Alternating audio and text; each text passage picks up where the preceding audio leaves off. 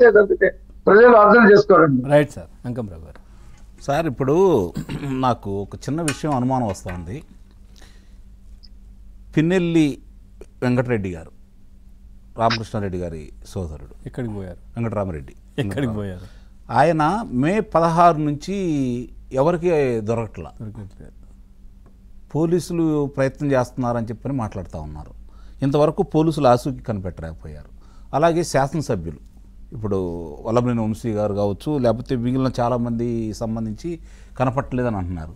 వీళ్ళందరికంటే కూడా ఐఏఎస్ అధికారి వెంకటరెడ్డి గారు, వాసుదేవరెడ్డి గారు, అంటే వాళ్ళు అసలు ఎక్కడికి వెళ్ళారు, ఏమైపోతున్నారు, వాళ్ళని కనిపెట్టలేకపోవడంలో ఎవరిది తప్పు? సార్, దీంట్లో మధ్యలో వస్తున్నాను. దీంట్లో పోలీస్ వ్యవస్థలో కూడా గతంలో పనిచేసిన వాళ్ళు ఇంకా ఉన్నారు. ఇన్ఫార్మర్లు అనుకోవచ్చు, ఏదైనా అనుకోవచ్చు. వీళ్ళకి ఇప్పుడు వల్లభనేని వంశీ అనుచరులు ఇక్కడ నార్సింగ్ ప్రాంతంలో ఉన్నారని తెలుసుకోగానే అక్కడి నుంచి బృందం వచ్చేసరికి వీళ్ళు పరారు. ఎట్లా తెలుస్తోంది అంటే వీళ్ళు సమాచారం ఇస్తున్నారన్న సంగతి వీళ్ళకి క్షుణ్ణంగా తెలిసినా కూడా ఎందుకు ఇంత సాంకేతిక పరిజ్ఞానం వీళ్ళకి అందుబాటులో ఉన్నప్పుడు కూడా ఇంకా వీళ్ళ మీద చర్యలు తీసుకోకుండా వాళ్ళ యొక్క గుట్టుమట్లు బయటకు పెట్టకుండా ఉంటున్నారు అంటే అసలు ఏం జరుగుతుందని చెప్పని అర్థం కాని ప్రశ్న అండి.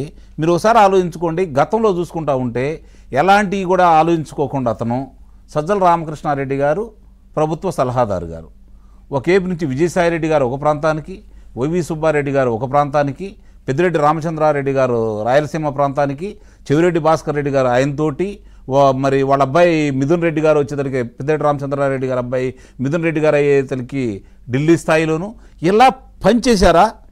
ఇటు అధికారులు వచ్చేతలకి కసిరెడ్డి రాజేంద్రనాథ్ రెడ్డి గారు కావచ్చు, జవహర్ రెడ్డి గారు కావచ్చు, వెంకటరెడ్డి గారు కావచ్చు, వాసుదేవరెడ్డి గారు కావచ్చు, అజయ్ కలాం రెడ్డి గారు కావచ్చు, ధర్మారెడ్డి గారు కావచ్చు, పన్నవేలు సుధాకర్ రెడ్డి గారు కావచ్చు, వీళ్ళు తప్ప ఎవరు కనపడలేదు కదండి 5 సంవత్సరాలు. దాచుకున్నా అంతా వాళ్ళే అయిపోయింది కదా. మిగిలినందరూ నామమాత్రానికి వచ్చేసి వాళ్ళు మాట్లాడటానికో లేకపోతే వాళ్ళు చెప్పింది చదవటానికో పనికొచ్చారే తప్ప చాలామంది కూడా దానికి సహాయపడ్డారే తప్ప దాచుకుంది ఇప్పుడు కూడా పెత్తనం చేస్తుంది వాళ్లే కదా. వాళ్ళు మాట్లాడుతున్నారు కదా. ఈరోజు ఈ మాట్లాడిన వాళ్ళందరూ ఈరోజు ఎక్కడికి వెళ్ళిపోయారు? గతంలో వీళ్ళంతా మాట్లాడారు కదా. సజ్జల రామకృష్ణారెడ్డి గారు సకల శాఖ మంత్రి గారు వారే వ్యవహరించారు కదా. ఈరోజు ఎందుకు కనపట్టలేదు ఆయన? ఎందుకు జరుగుతుంది ఇది అంటే వాళ్ళు ఏమనుకున్నారంటే 30 సంవత్సరాలు మంది అధికారంలో ఉంటాం, ఇప్పుడు ఏ విధంగా అయితే జరిగిపోయిందో రేపు పొద్దున అట్లానే జరిగిపోయింది, మనం ప్రశ్నించే వాళ్ళు లేరు, ప్రతిపక్షాలను బెదిరిస్తున్నాము, అలాగే ప్రజలను భయపెడుతున్నాము, వాళ్ళు ఎన్నికల్లో పోటీ చేయడానికి రారు, అలాగే ఓట్లు వేయడానికి రారు, కాబట్టి మనమే గెలుస్తాం, స్థానిక సంస్థల్లో మనం గెలిచాం కదా, ఇదే చేద్దాం అన్న తలంపుతో వాళ్ళు ఉన్నారే తప్ప ఇప్పుడు కూడా వేరే ఆలోచన వాళ్ళు ఇంకా చేయట్లేదు. చూడండి, వాళ్ళే మాట్లాడుతూ ఉన్నారు. మిగిలిన దాన్ని ఎందుకంటే వాళ్ళు పారిపోయారు, ఎక్కడ వాళ్ళు ఉన్నారని. ఇంకోటి ఇందాక మీరు అన్నారు చంద్రబాబు నాయుడు గారి నుంచి, ఆ క్లైమర్ మైన్లు పెట్టి ఆయన పేలించిన తర్వాత కూడా పైనుంచి అంత ఎత్తున బడి కిందకు వచ్చిన తర్వాత దానిలో బయటకు వచ్చిన తర్వాత అధికారులు ఎలా ఉన్నారని ప్రశ్నించారు చూడండి. భయపడని మనిషి ఆయన. కానీ పటికి బెల్లంతో నుదిటి మీద కొట్టించుకొని కింద పడంలో దాన్ని మింగేసిన ఈయన ఈరోజు మాట్లాడుతున్నాడంటే కాకపోతే ఏమైపోయింది? రాయి అయితే కనపడాలి కదా. ఏది రాయి? రాయి అయితే కనపడాలి కదండి. కనపడింది కదా కింద పడితే. అంతమంది అన్ని రోజులు దాని గురించి చూసిన తర్వాత కనపడలేదు అంటే పడికి బెల్లం మొక్క అయినా ఉండాలి, బెల్లం మొక్క అయినా అయి ఉండాలా, మామూలుగా తినే వస్తువు అయినా అయి ఉండాలా. అప్పుడే కదా నోట్లోకి వెళ్ళిపోయేది. అంతే కదా. కాబట్టి అంటే ఇది ప్రజలందరూ తెలుసుకోలేరనో లేకపోతే ప్రజలకి ఇది తెలియదనో మేము చెప్పిద్దే ఇంకా నమ్ముతున్నారు అనుకుంటే ప్రత్యక్ష నిదర్శనం 2024 జూన్ 4 మే 13 జరిగి వాళ్ళు ఏ విధంగా చేశారో దాని ఫలితాలు జూన్ 4వ తారీఖు వచ్చిన తర్వాత కూడా ఇంకా అర్థం చేసుకోకుండా ఇంకా అదే భ్రమలో ఉన్నట్టు మాట్లాడుతున్నారు అంటే వాళ్ళకు ఒకటే, మనకి ప్రజల బలం లేదు, ప్రజలు మన ఆదరించరు, 2029లో కనీసం ఒక స్థానం కూడా మనకి రాదు, మన మర్చిపోతున్నారు.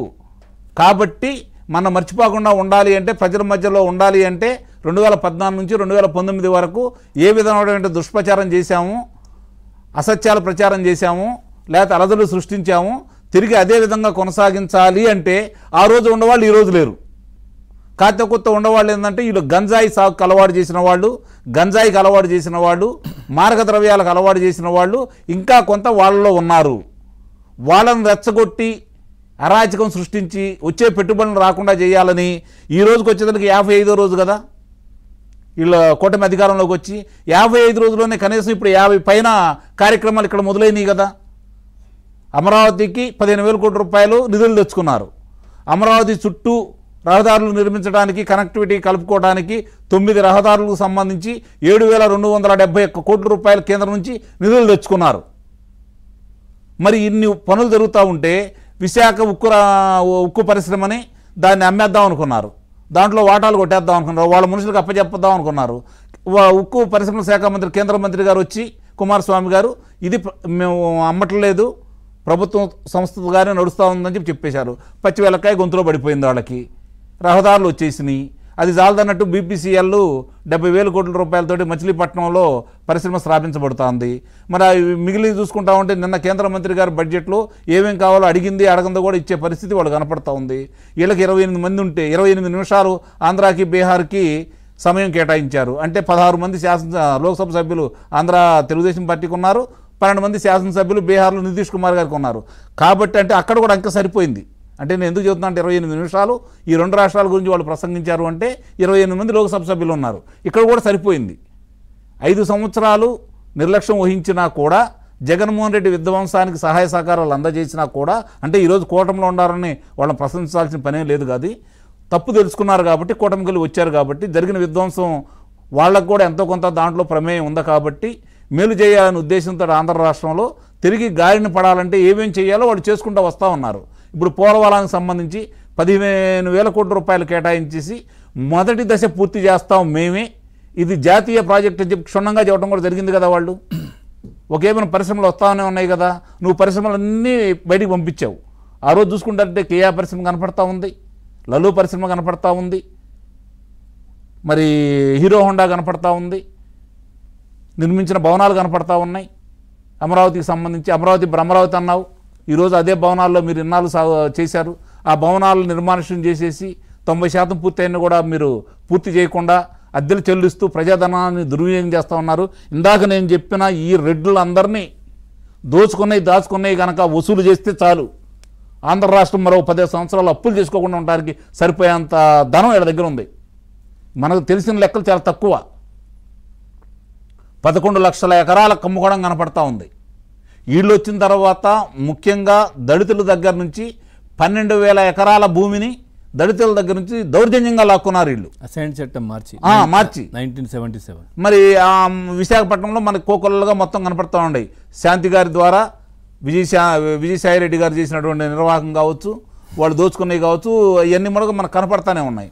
మరి మనకు ఒక ఏపీ నుంచి ఇన్ని కనపడతా ఉండి ప్రేమ సమాజమా, ప్రేమ సమాజానికి సంబంధించినటువంటి భూములు కావచ్చు, వరుస ఒకటి కాదండి, ఆమె పరిధి